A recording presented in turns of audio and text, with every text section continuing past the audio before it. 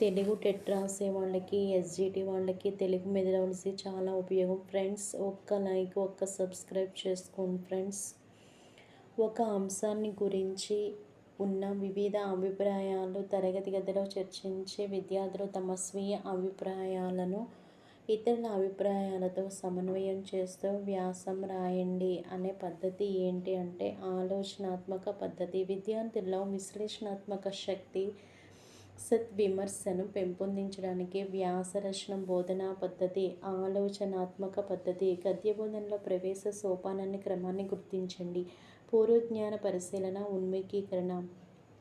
గద్య బోధనలో శీర్షికను ప్రకటించిన తర్వాత ఉపాధ్యాయుడు చేయవలసినది ఆదర్శ పఠనం.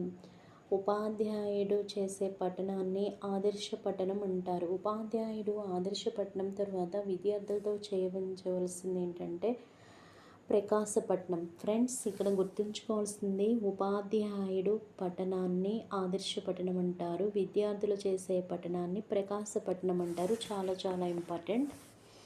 గద్య బోధన అతిపెద్ద సోపానం ప్రదర్శన. శీర్షిక, ప్రకటన, రచయిత పరిచయం వంటివి ఈ గద్య సోపానాల్లో వస్తాయి. ప్రదర్శన, ఆదర్శపట్నం, ప్రకాశపట్నం, భాషాంశాల వంటి ఉపసోపానాలు ఈ గద్య బోధన సోపానాల్లో వస్తాయి. ప్రదర్శన, ప్రవేశ నిర్వహణ తర్వాత ఉపయోగించవలసిన సోపానం ప్రదర్శన. ఫ్రెండ్స్, ఇవన్నీ చాలా చాలా ఇంపార్టెంట్. బాగా నేర్చుకోండి ఫ్రెండ్స్. ఒక్క లైక్, ఒక్క సబ్స్క్రైబ్ చేసుకోండి ఫ్రెండ్స్.